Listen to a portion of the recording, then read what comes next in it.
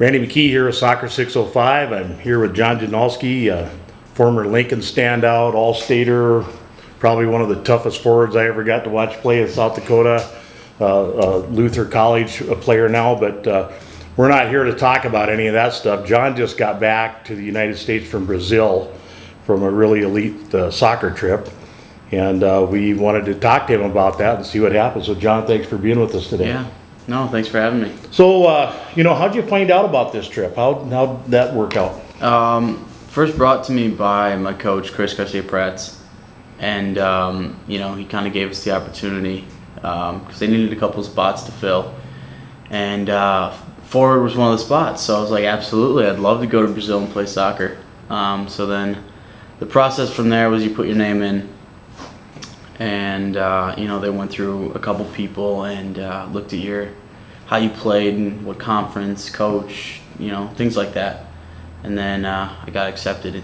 So yeah, it was pretty exciting. So what group sponsored that trip? It was a USA. So it was a USA soccer team, D3 All-Star team. So. Wow, that's awesome. So, you put a team like that together, and I know, you probably have players from all over. You guys don't know each other, don't really know how each other play. How'd you get together and train? Yeah, we got together in Orlando a day before we left for Brazil.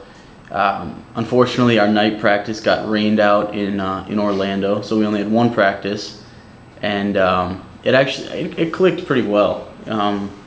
Players that have played the game so long, usually things just click, and fortunately that's what happened. Well, that's one thing we know when people reach your level, forwards play like forwards and mids play like mids and defenders like defenders. So Did you know any of the guys who went on the trip? I didn't know anybody. They were from all over. We had Texas, we had New Jersey, a lot of UW Superior kids, because that's where Coach Mooney was from.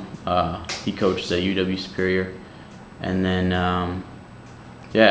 all over. It was fun. Well, how long did it take you to, did you just go in one place in Brazil, or did you go all over? We started in Sao Paulo, right outside Sao Paulo. It's called Jundiaí, and we played 3 games there. 2 against the same team. It was a D1 professional team, top tier, and they were extremely good. Just unbelievable foot skills. And played another just club-based team in Sao Paulo, and got a victory out of that one. But then we moved to Rio and played the Navy team, so that was pretty cool, and we got a win out of that one as well. Outstanding. Well, what are some of the differences when you get in a game with a bunch of Brazilian players? Obviously we know they got a lot of skill there. There's a lot of those guys that grow up and not even go into school, and they just play soccer, so you'd expect that. But what are some of the biggest differences between their soccer and our soccer here? Like you said, foot skills. I think that's just the main thing, and their mentality. They ping it around the back until they see an opening, and they just go 100% once they see that. And if they don't see it, they just ping it around some more and wait for it. Yeah. They're in no rush. They'll take their time, which is completely different for us. So those were kind of the biggest things that I noticed. How was sportsmanship? It was actually fantastic. During the game you'll get a little chippy. It happens. It's soccer. But after the game, everything was just completely dropped, and you hugged it out. And I thought that was one of the neatest things. No grudges held at all, and exchanged jerseys afterwards. It was just that cool symbolism of respect. Even though we didn't speak the same language, we just spoke the soccer language. Well, and that language is probably the most universal language in the world, since it's played everywhere. The sun never sets on soccer on the planet Earth. Yes. So the facilities you played at, what was what did the grass look like, and were you in stadiums, or what kind of facilities? Yeah, the first game we were on kind of like a private school, short grass field, which is really nice. Overall, the fields were great. We played 2 games in stadiums, which were really, really cool. And then the last game was just on the Army base. It was on their practice field. How was the weather? Weather was awesome.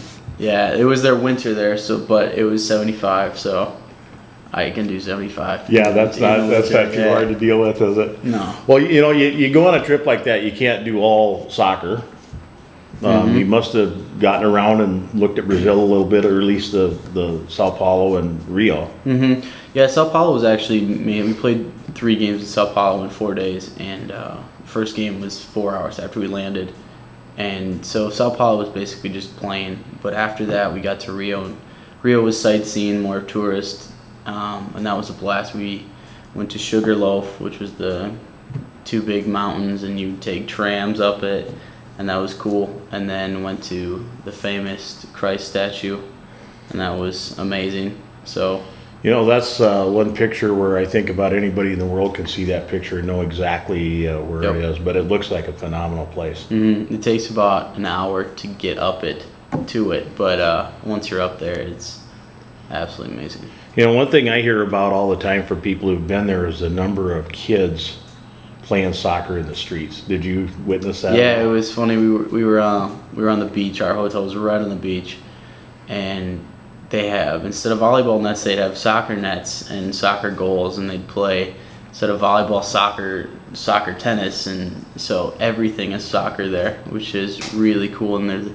you see the same guys there every other day, just repetitively, just there. Yeah. So that was pretty cool. Well, and that's really, I mean, for those of us here who are really into soccer, soccer is way more than a sport. But it is. I mean, we could say here, soccer is life for people who are really.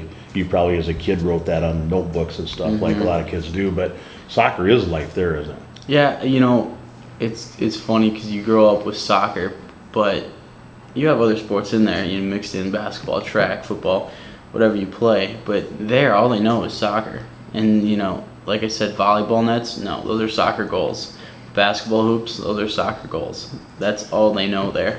Yeah. So, did you find during the course of your games? I mean, I know that we play in America. We can be pretty physical in our game. Did their physicality match up to yours, or did they just get around it with skill and speed? that was the one thing that was different. I think we had the upper hand on that is physicality. We're just used to. I mean, we had a very big team, number one, and we used our size, and that's one thing we really excelled at.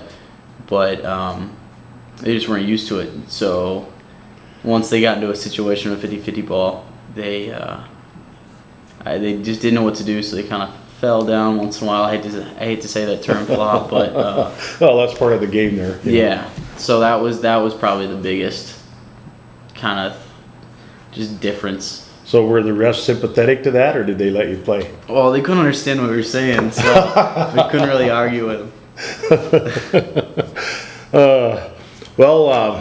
Of your trip then, you were gone how many days? It was a 10-day trip. So what were some of the most special parts of your trip that you can kind of relate to? Yeah, I mean, the guys are going to be lifelong friends. That was the first thing, and I went into the trip a little bit nervous and not knowing anybody, but came out of the group with 30 plus friends.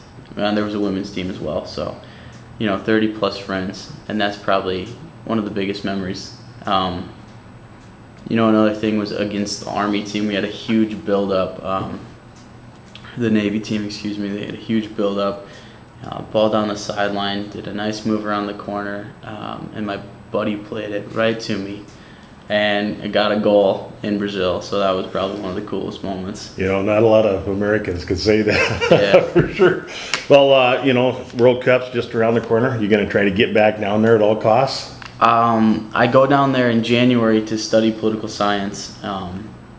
So that's probably going to be the last time I'll go anytime soon. I know we've been looking around trying to find deals to go down there. We'd love to go, watch a match or two and bring those games back home to South Dakota if we can. Yeah, that'd be pretty neat. Well, John, I want to really thank you for taking time out of your schedule to talk to us about your Brazil trip, because that's something that we'd love to see more of. We're, of course, at Soccer 605, very proud of you and all your accomplishments, and have a tremendous amount of respect for the way you play the game, because I believe you play it the way it should be played.